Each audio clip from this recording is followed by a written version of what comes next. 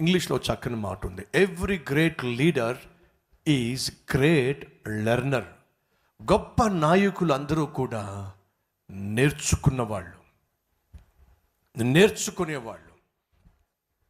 ఒకరోజు నేను రిక్ వారెన్ ప్రపంచంలోనే ప్రసిద్ధిగాంచినటువంటి సేవకుడు, కాపరి, మన హైదరాబాద్, మన కల్వర్ టెంపుల్కి వచ్చారు.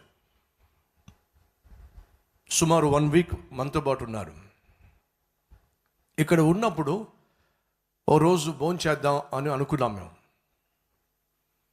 నేను వస్తున్నాను, వచ్చి మిమ్మల్ని ఒక రెస్టారెంట్కి, ఒక హోటల్కి తీసుకెళ్తాను, కలిసి భోంచేద్దామని అంటే సరే అని చెప్పి నేను వెళ్ళాను.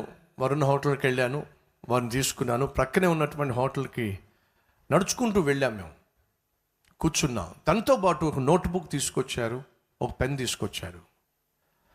మేము కూర్చుని మాట్లాడుతున్న సమయంలో ఆయన రాసుకుంటూ ఉన్నాడు. మేము మాట్లాడుకుంటూ ఏదో రాస్తున్నాడు ఆయన. అప్పుడు నేను అడిగాను, మనం మాట్లాడుకుంటూ ఉంటే మీరు పడిపడి రాస్తున్నారు, ఏం రాస్తున్నారు అని అడిగాను.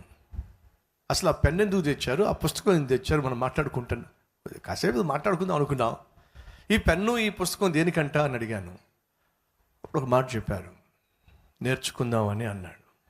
ఏమిటి నేర్చుకుందామని? ఏం నేర్చుకోవాలి? ప్రపంచంలో బైబిల్ తర్వాత అత్యంత ప్రజా ఆదరణ పొందుకున్న పుస్తకం ఆయన రాశాడు, purpose driven life.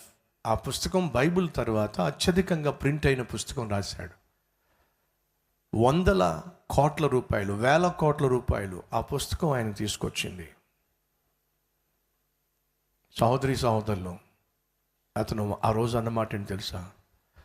My friend, నేను కల్వరి టెంపుల్కి వచ్చింది నేర్పించడానికి కాదు, కల్వరి టెంపుల్ నేను వచ్చింది నేర్చుకోవడానికి.